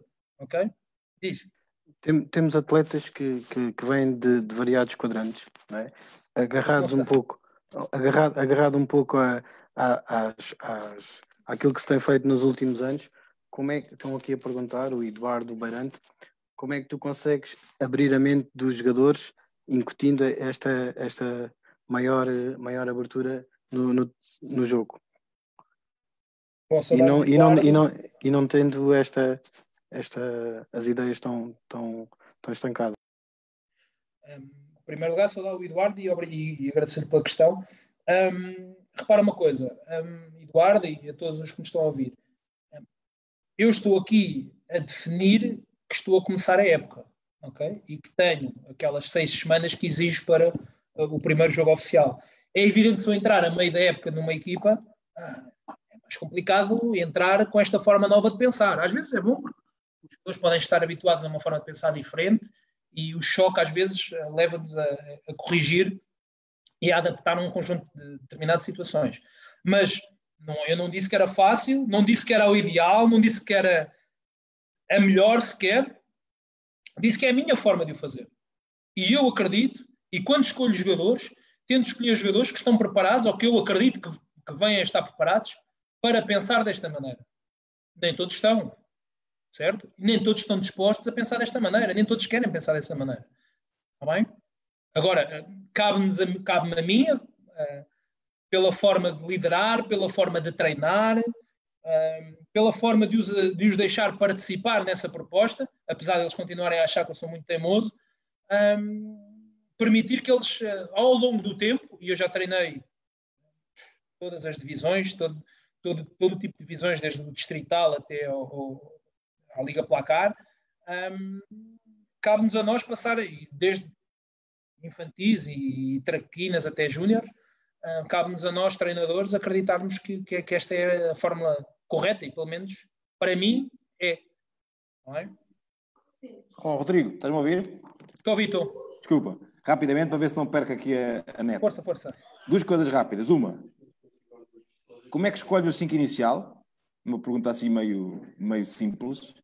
Segunda, presumo então, e dou-te já os parabéns por esta palestra, eu acho que isto no fundo é modelar o jogo, mas isso é agora estávamos aqui mais tempo a falar, não interessa. A questão é, tendo em conta este raciocínio, presumo, isto é provocatório, que não faças análise do jogo. Porque aquilo já aconteceu e foi... Não, as decisões foram tomadas e já não... Quer dizer, amanhã o cenário é irrepetível. Isto é uma boa provocação. Não, tudo bem. É muito, muito simples. Essa última é fácil de explicar quando vis o próximo slide. O próximo slide, não, daqui a 2 slides. Sim, faço análise de jogo, porque nem todas as decisões foram as corretas. Desde o treinador aos jogadores. E se houve decisões que não foram corretas, nós temos que perceber o que é que aconteceu naquele momento, o que é que foi percebido pelos jogadores e pelo treinador naquele momento que o levou a ter uma decisão que não era correta. Ok? E esse é o primeiro contacto que tenho Todos os microciclos de treino, o primeiro contacto que tenho com os jogadores é numa reunião de trabalho para a análise do jogo. Está bem? Relativamente ao 5 inicial, não te posso dizer. Desculpa. Não te posso dizer porque depois vou ser multado pela Federação. Vou ser multado pela Federação porque eu escolho o 5 inicial só quando entro em campo. Está bem, mas escolhes. Como é que escolhes? Escolho exatamente como eu estava também de uma forma provocatória a dizer. Se eu te disser que muitas das vezes escolho em função do que vejo que vai ser o 5 inicial do adversário, por exemplo, os meus jogadores sabem que se entrar aquele jogador, vai entrar o nosso jogador X, se entrar o jogador número 4 do adversário, não interessa quem é, já vai entrar o nosso jogador Y. Às vezes nem nós próprios sabemos qual é que é o nosso 5 inicial. Está bem? Posso continuar? Siga. Vamos à fase dos planos. Eu aqui fui um bocadinho audaz, pus aqui duas equipas que eu gosto muito. Uma porque tem o nosso Ricardinho, que é o Inter, e outra que é uma equipa das equipas que eu mais gosto de ver jogar, que é o Palma Futsal. E escolhi 2 semanas para vocês perceberem o tipo de trabalho que eu faço, a equipa técnica faz, ao longo e para que esta operacionalização seja possível. Ok? Enquanto a equipa está a treinar para defrontar o adversário da primeira semana, neste caso era o Palma Futsal, a equipa técnica, enquanto está a colaborar nesse treino, enquanto está a adaptar esse treino, enquanto está a viver esse treino, está também a preparar o adversário seguinte. Para quê? Para que neste dia, no dia de domingo, depois deste jogo, a equipa técnica já está preparada para saber o que é que vai ser feito aqui durante esta semana, qual é que vai ser a análise e o scouting que vai ser dado aos jogadores para chegarmos à tal proposta conjunta e que nos vai dar também o plano do microciclo. O que é que eu quero dizer com isto? Quero dizer com isto que trabalhamos sempre com uma semana de antecedência. Se vamos jogar com o Inter daqui a 2 semanas, nós começamos a trabalhar o Inter uma semana antes. Está bem?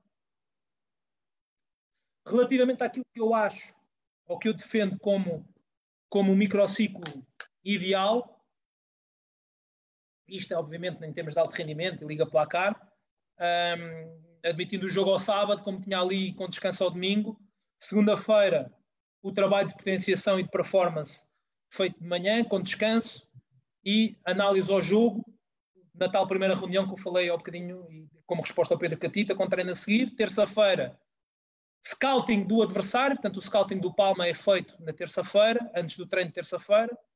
Quarta-feira, mais uma vez, leva ao ginásio, se quiserem, com treino de quadra de manhã e treino de quadra à tarde. Quinta-feira, leve de manhã e treino à tarde. Sexta-feira, descanso de manhã e treino à tarde. Portanto, o que é que eu defendo? 3 sessões de performance e de potenciação do jogador de uma forma individual, 6 treinos de quadra, uma reunião de análise ao jogo anterior e uma reunião de scouting.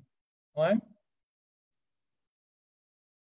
Em termos da construção do microciclo, como eu vos disse, ele começa sempre com o scouting ao adversário por parte dos jogadores. Dividimos sempre, às vezes, sempre aqui não foi bem aplicado, porque às vezes um ou outro jogo pomos mais um ou outro clipe, mas dividimos 90% das vezes em 7 clipes de vídeo ou de scouting, ataque organizado do adversário, defesa em pressão do adversário, cantos e foras ofensivos, cantos e foras defensivos, 5-4 ofensivo, 5-4 defensivo e especificidades. O que é isto das especificidades? Por exemplo, vou dar um exemplo que até foi muito infeliz da nossa parte, que foi o último jogo com o Sporting, em casa, perdemos 4-1.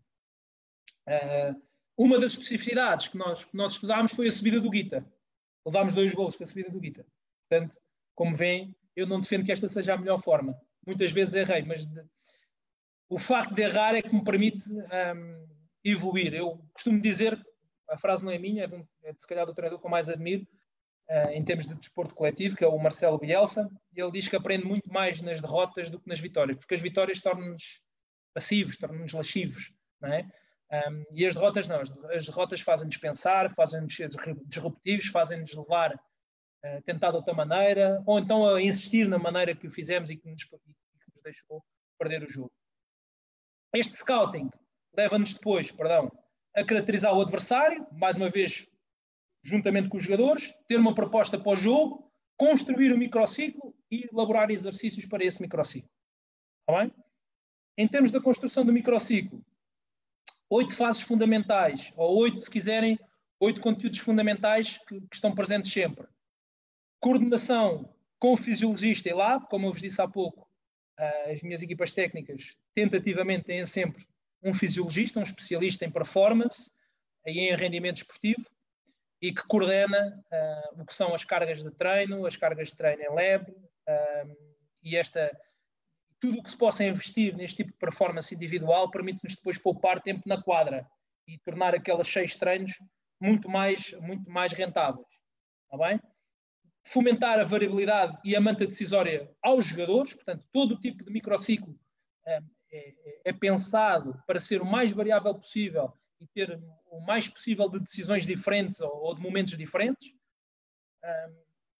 A tal imprevisibilidade e a parte do treinador, que é gerir estas autonomias, que nem sempre é fácil, e estas decisões. Gestão com base, como eu já disse, na intensidade, no volume e na fadiga, e aqui com a ajuda também do fisiologista.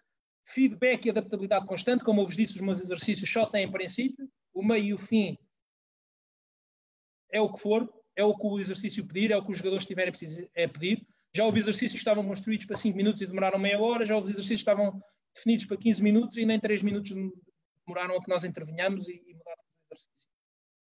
A escolha de exercícios de acordo com o plano que está definido para aquele jogo e para aquele adversário.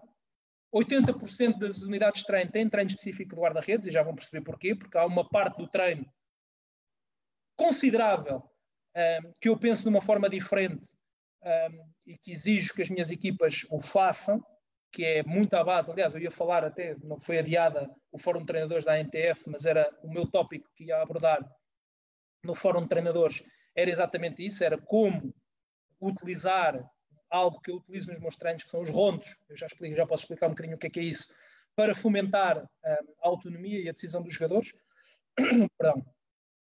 E depois todos os treinos têm um briefing inicial e um debriefing entre a equipa técnica, de onde decorre isto que está aqui, isto está aqui pequenino, também para não andarem todos aí a olhar com olhos de ver, mas para perceberem que este é o aspecto do nosso microciclo.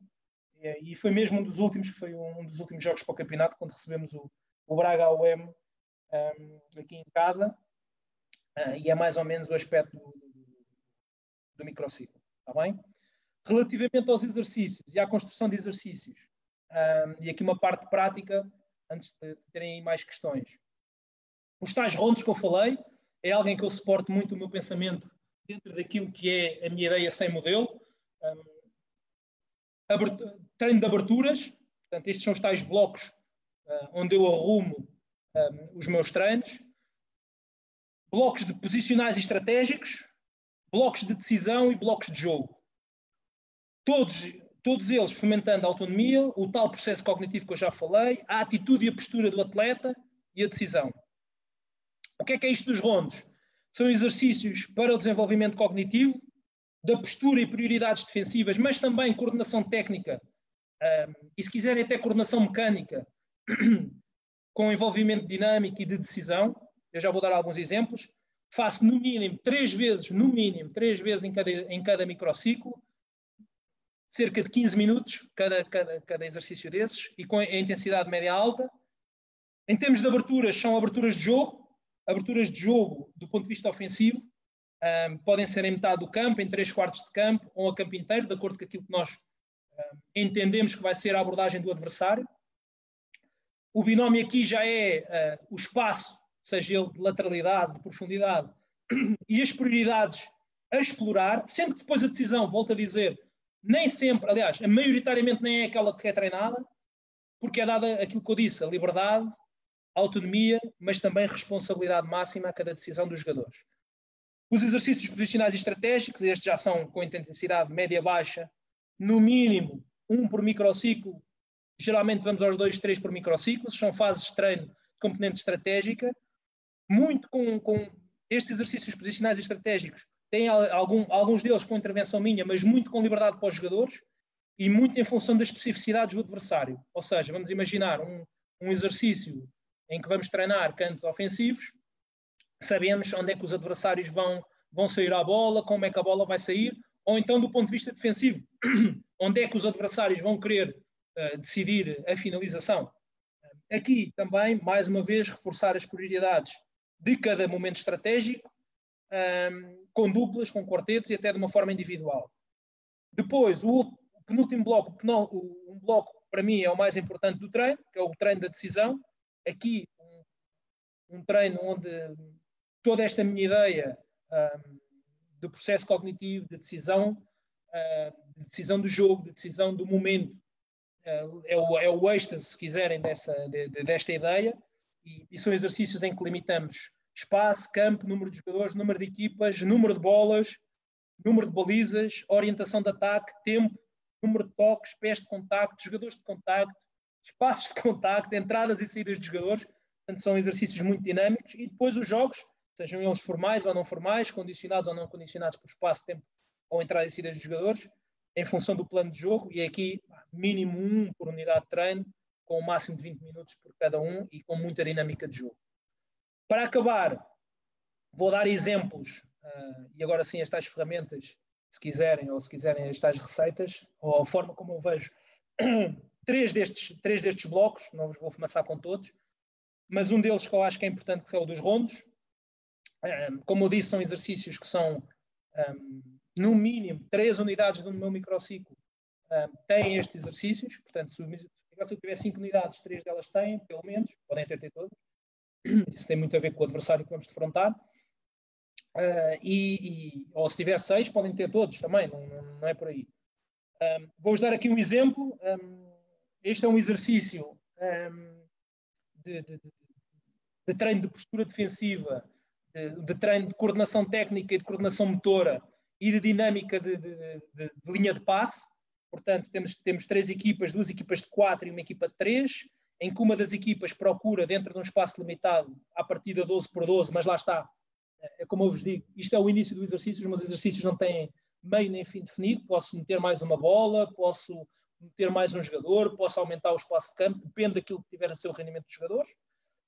Em que a um toque, a equipa, neste caso a equipa de verde, tenta manter a posse de bola sem poder devolver a bola verticalmente, com os outros elementos da equipa verde e com os elementos da equipa vermelha. A equipa, acho que é laranja, tenta recuperar a posse de bola. Se recuperar, passa ela a ter posse de bola por fora, trocando com a equipa verde. Treino de postura defensiva da equipa laranja, treino de equilíbrio e treino de roubo de bola. Se recordarem, são as minhas 3 prioridades defensivas. Um segundo rondo, parecido com este primeiro, mas com mais dinâmica de troca de jogadores. É um exercício para 12 jogadores de campo. Posso alterar em função de se tiver mais ou menos jogadores. Posso meter mais uma bola também. É um exercício onde o fundamental é manter a posse de bola a 1 ou 2 toques. 1, 2 toques, depende daquilo que queiramos. Com o pé contrário, com o pé bom, com tudo o que vocês possam imaginar, em que a equipa, são 2 equipas, a equipa em posse de bola tenta manter a posse de bola, passando a quem está dentro ou quem está fora e substituindo sempre que passa para fora, entrando o jogador que está de fora. Este é um exercício mais complicado, é um exercício de grande exigência, é um exercício que trouxe esta época para a equipa.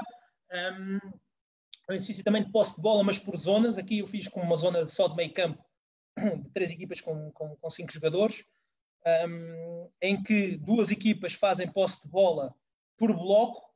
Estão aqui 5 blocos ou 5 campos, posso pôr mais uma bola também, e sendo que dentro do próprio bloco tentam fazer posse de bola com passe de primeira ou com passe a 2 toques se a bola for jogada para um bloco exterior.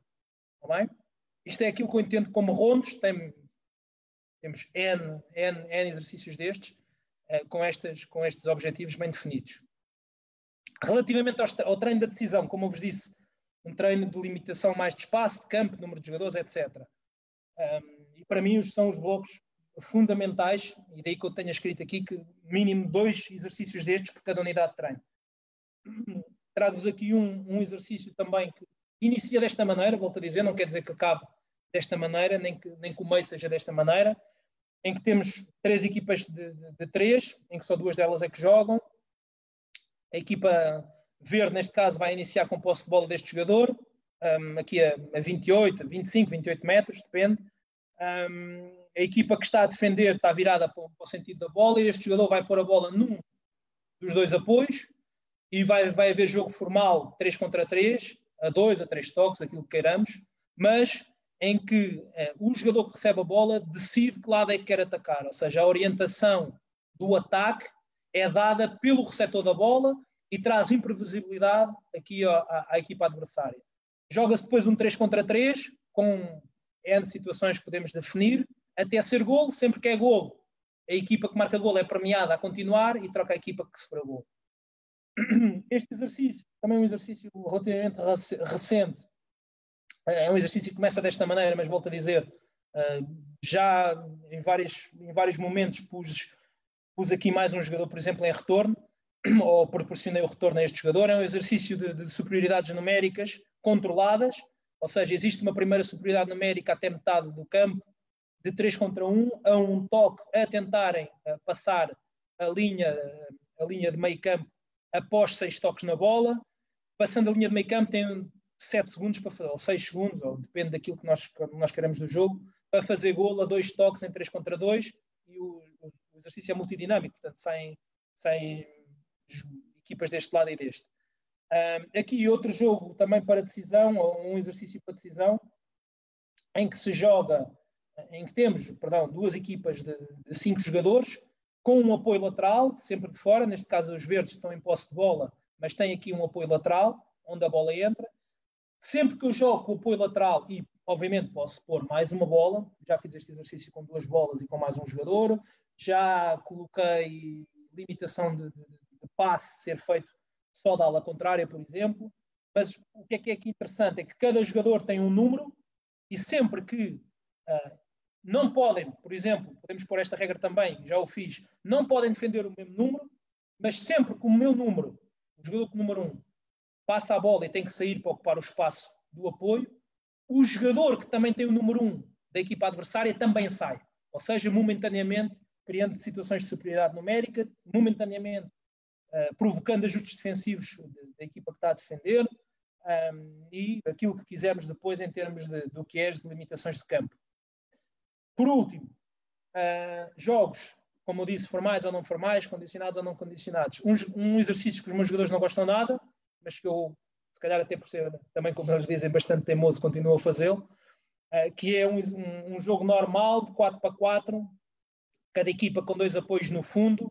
Sempre que a equipa que está a atacar, neste caso por acaso não pus aqui a bola da equipa que está a atacar, vamos imaginar que são os vermelhos, podem atacar formalmente a baliza do adversário, mas sempre que fizerem golo nesta baliza ou nesta baliza, está a jogar a bola do fundo. Ou seja, se este jogador tiver a bola e fizer golo nesta baliza, este jogador está a entrar com bola. Está bem?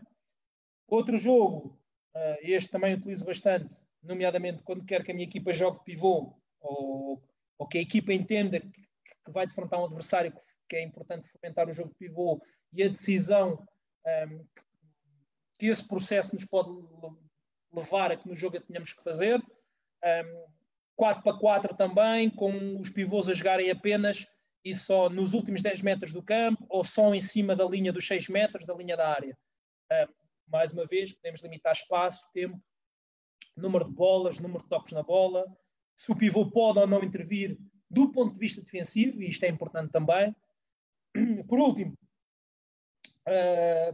um 4-4 também, mas em que a equipa só pode sair de 3, com 3 jogadores, portanto vai ter sempre um jogador mais esticado no jogo e um defensor da equipa adversária também no meio campo adversário, e em que para a bola transitar para o meio campo adversário, delimitamos uma zona onde tem que entrar. Por exemplo, aqui definimos que para passarmos o meio campo temos que passar nos corredores laterais, nunca podemos passar pelo corredor central.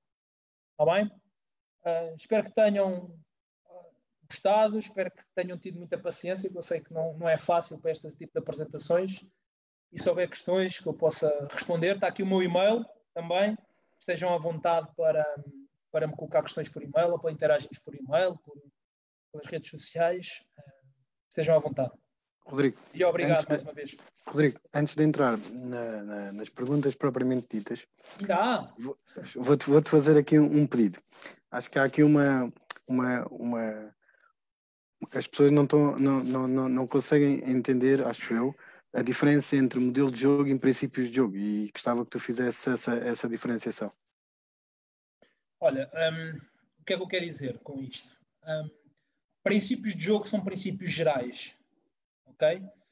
Para muitas equipas isso será o seu modelo de jogo. Só que o modelo de jogo é a seleção de alguns princípios desse jogo para a minha equipa, para a minha ideia de jogo enquanto treinador.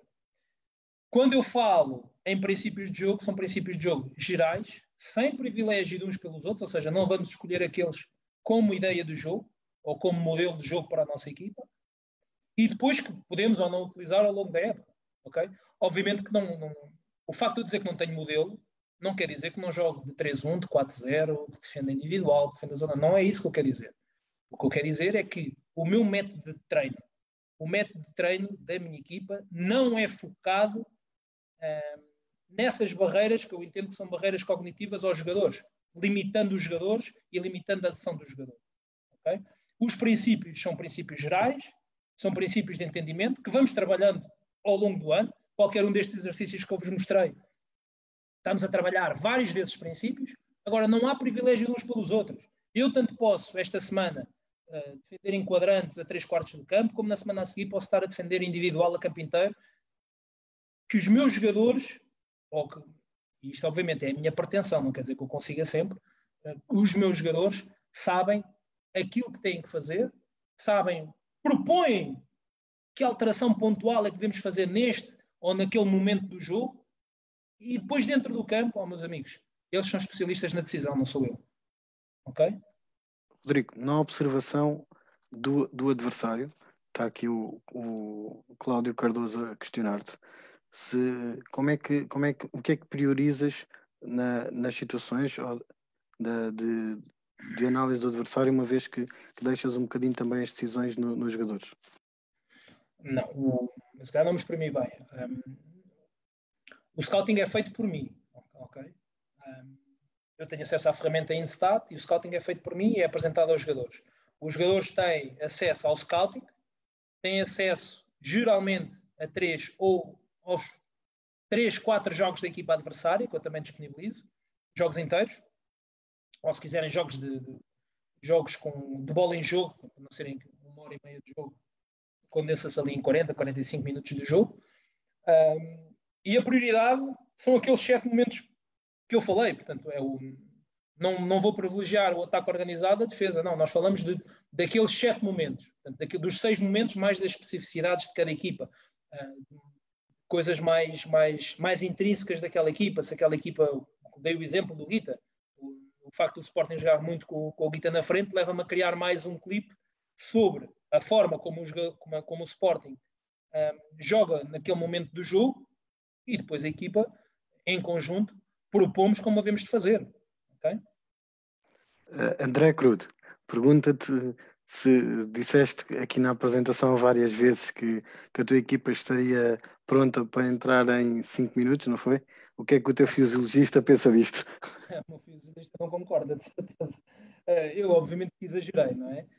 Embora, obviamente, os jogadores de todas as equipas da Liga Placar, quero acreditar, que não estão parados. Okay? Apesar desta fase de reclusão, não é? Em que não podemos estar juntos, em que não há treinos de conjuntos, fisicamente os jogadores, posso dizer que os jogadores dos Leões de Porto Salvo estão a treinar 6 vezes por semana na mesma. De uma forma individual, ainda hoje eu estava a trabalhar e aqui com esta aplicação do Zoom ligado e a vê-los a treinar. O meu fisiologista não ia concordar seguramente, nem eu cometia uma imbecilidade dessas de os colocar em campo 5 minutos depois. O que eu quis dizer com aquilo, obviamente levando isto a um absurdo, foi que rapidamente conseguíamos analisar, até um bocadinho por aquilo que eu falei no início da apresentação, também pelos recursos que hoje em dia até a Federação nos consegue dar, também pelo facto de eu achar que os treinadores hoje em dia estão a fazer todos muito do mesmo, rapidamente conseguimos tirar aquilo que é a fotografia, ou melhor ainda, o filme de uma equipa. Mas claramente, e respondendo ao André e agradecendo a pergunta, o meu fisiologista não concordaria absolutamente. Mais uma pergunta do Cláudio. Eu há bocado, se calhar, tentei reduzir a pergunta e ele disse que a pergunta não era bem aquilo. Era se consegues... Foi eu que não percebi bem, se calhar. Não, se calhar fui eu que tentei encurtá-lo. Se conseguimos potenciar tudo em simultâneo ou não? É essa a pergunta dele. Agora não fui eu que não percebi. Em termos de scouting, em termos de treino... O que é que priorizas em termos de treino? Se consegues potenciar tudo em simultâneo ou não? E o que é que priorizas se deixas alguma coisa para trás em detrimento de outra? Em que fase? Na fase dos princípios ou dos planos? Não disse. Espera aí, deixa-me vir aqui atrás. Vou-te ler a pergunta toda. Okay. Dentro da perspectiva e do contexto onde estás inserido, como é que geres a evolução continuada do atleta, apresentando toda a panóplia de soluções adquiridas e de soluções por eles, versus preparação do adversário? Dás prioridade a alguma das situações ou deixas algo para trás? Bom, deixar para trás, deixo de certeza, porque é impossível termos controle sobre todas as variáveis de treino e de jogo. A minha prioridade, honestamente, é sempre a percepção do momento do jogo, a consciência e a concepção do que é o processo cognitivo de decisão e a decisão. Portanto, se eu tiver que escolher, e eu acho que é esta a pergunta do Cláudio, se eu tiver que escolher entre deixar para trás o desenvolvimento de uma jogada em 3-1 e potenciar o desenvolvimento do jogador do ponto de vista conceptual, ou seja, percepção do momento, desenvolvimento cognitivo das soluções e a decisão, vou escolher sempre esta última, sempre. Bom, Rodrigo, vou deixar a última pergunta para o Pedro Catita, não sei se ele ainda está aí. Está só a ouvir, não? Sim. Perfeito. Espero que sim.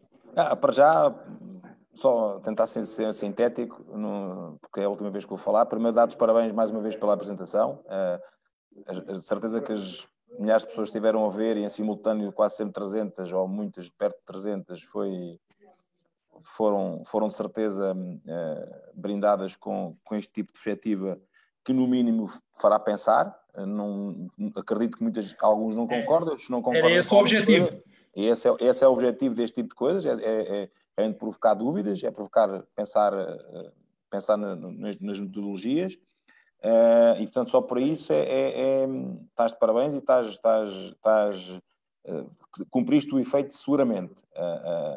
Se fosses americano, se calhar este indivíduo realmente está muito à frente. Tinha a vida feita e ia apresentar isto pelos 51 Estados da América.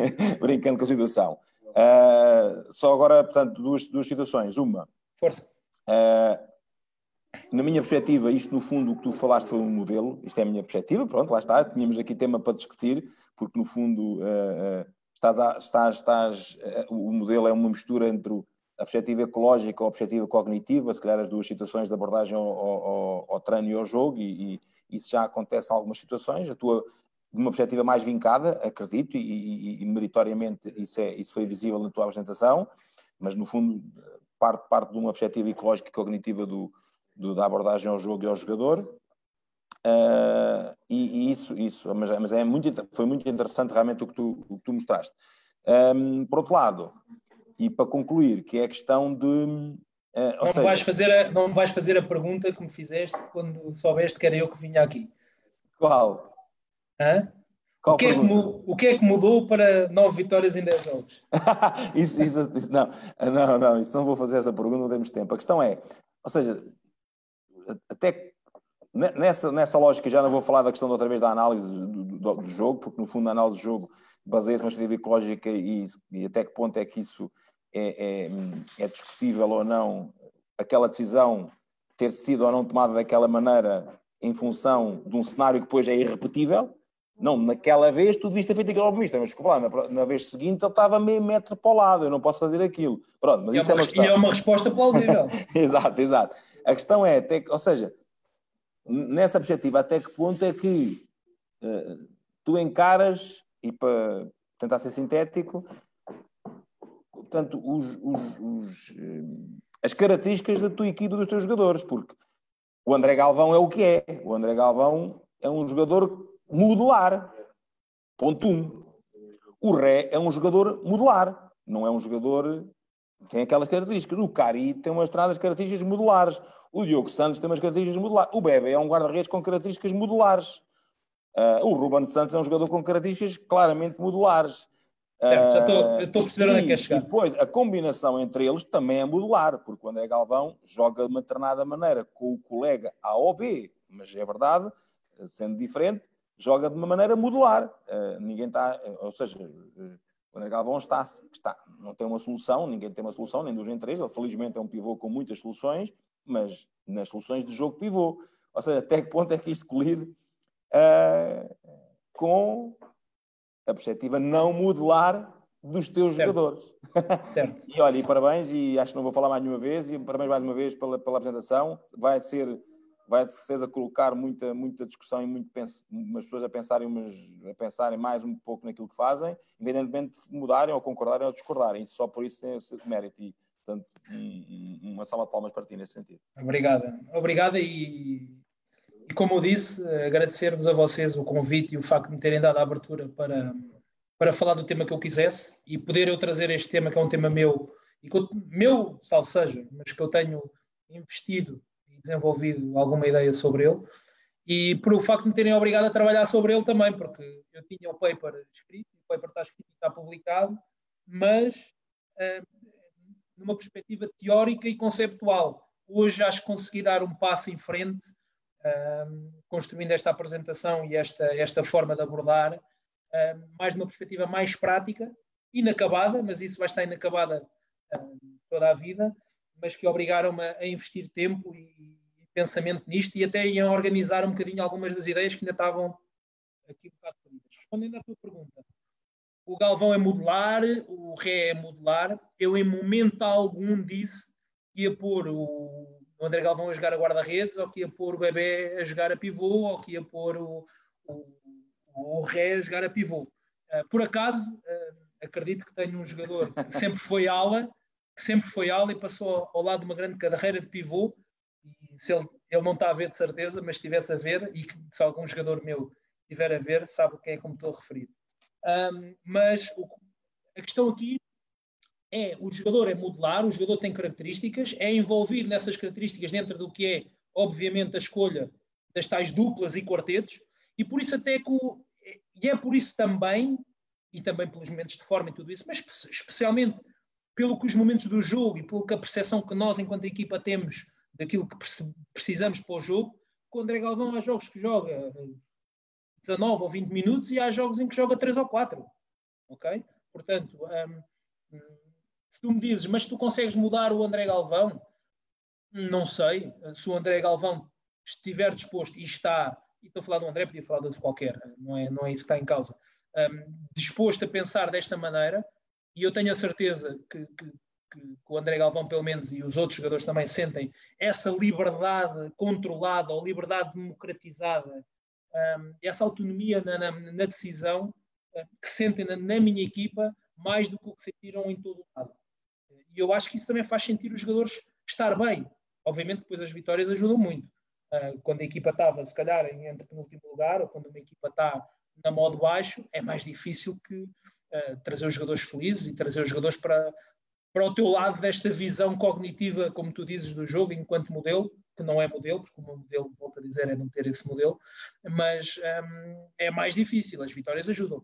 Agora, eu acredito que um jogador se sente muito mais feliz a fazer parte do processo, a fazer parte do pensamento da equipa e da forma como a equipa decide em função do que está a perceber do jogo, porque repara uma coisa, Pedro, a minha equipa estava, não vi ali no unidade de treino, mas devíamos estar com 140 e qualquer coisa unidade de treino, agora na paragem do campeonato.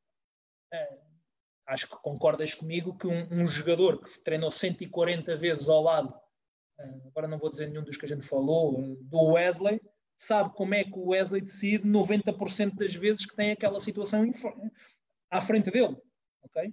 E essa também é parte do desafio do treinador, é desenvolver essas competências junto do jogador e junto do jogador no contexto da equipa, de forma a que a equipa quase que saiba que naquele momento o que é que o jogador vai fazer, independentemente do que está definido, porque não está definido rigorosamente nada. O que está definido é o que ele entende do jogo. Só que o processo de treino, a diferenciação do treino, que às vezes parece até desorganizada, leva-nos a que, em face do que é a imprevisibilidade do momento do jogo, nós saibamos como é que maioritariamente aquele jogador vai decidir.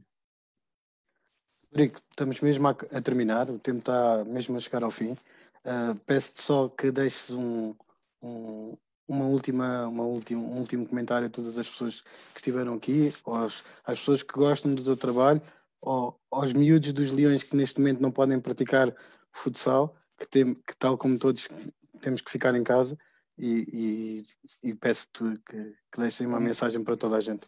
Okay. Olha, antes de tudo, olha ali para o Catita e vejo uma pessoa que ainda há um mês atrás eu estive no Canal 11 a falar um bocadinho da minha vida no futsal e recordei 2 ou 3 pessoas e ela foi uma delas, que é o Sr. Alípio Matos, que foi uma pessoa importantíssima na minha carreira de treinador, no despertar do meu interesse pelo jogo e pela modalidade, e desejar-lhe as rápidas melhoras e que logo logo ele esteja aí.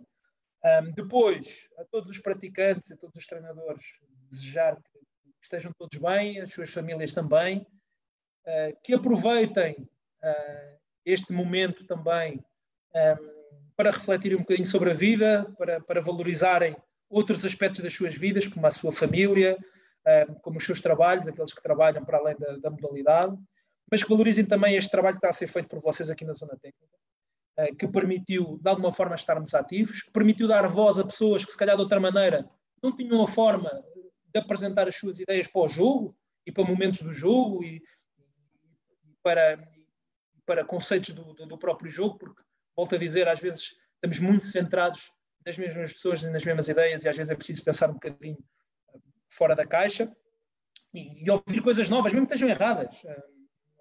As coisas erradas estão erradas até o momento em que dão certo. Não é? E para os jogadores, para os mais jovens, que não desistam da modalidade, porque isto é um problema global, é um problema mundial. Vai passar, tenho a certeza absoluta que vai passar. Pode demorar mais umas semanas, mais o tempo que for preciso para estarmos todos em segurança, mas é importante respeitar também, neste momento, as autoridades sanitárias, de segurança e médicas, porque logo, logo vamos estar aí, vamos estar a jogar, vamos estar a treinar, vamos estar a fazer o que mais gostamos e no fundo quero que pensem também uma coisa, nós somos uns felizardos. O Ricardinho disse hoje ou ontem, que éramos felizes e não sabíamos. Não, nós sabíamos que éramos felizes. Nós temos uma modalidade espetacular, que adoramos, que amamos.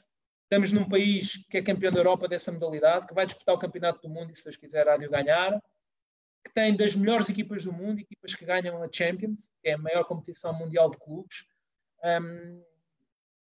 Não é qualquer desporto que pode ter esta envolvência no nosso país. Portanto, acho que somos uns felizardos e vamos continuar a lutar por ele, a fazê-lo crescer, a fazê-lo desenvolver-se com coisas certas, com coisas erradas, com maneiras de pensar diferentes, mas no fundo, todos gostamos do mesmo e todos estamos aqui para o mesmo e desejo a todos que isto passe rápido, que passe bem e que logo, logo estejamos aí de volta. Tita, 10 segundos para uma mensagem. Eu? Só mensagem para todos, de continuação de envolvimento de modalidade e tinha mais umas 50 perguntas para fazer ao Rodrigo. Mas podes fazer, pá. Não, comparando até de esportes coletivos com esportes individuais, ou como é que ele até gera a questão do... Gostava de falar disso. Sendo atleta e numa modalidade individual, e como é que, ainda por cima, com um grau grande de superação, como é que depois interliga e como é que os atletas, a perspectiva, pronto, essa questão individual, como é que ele gera isto com tarefas mais fechadas ou com tarefas mais fechadas ou tarefas menos fechadas, sei lá, um penalti é uma tarefa fechada, mas o guarda-redes, se calhar, subido, avançado, já não é tanto. Não me fales de penaltis, pá.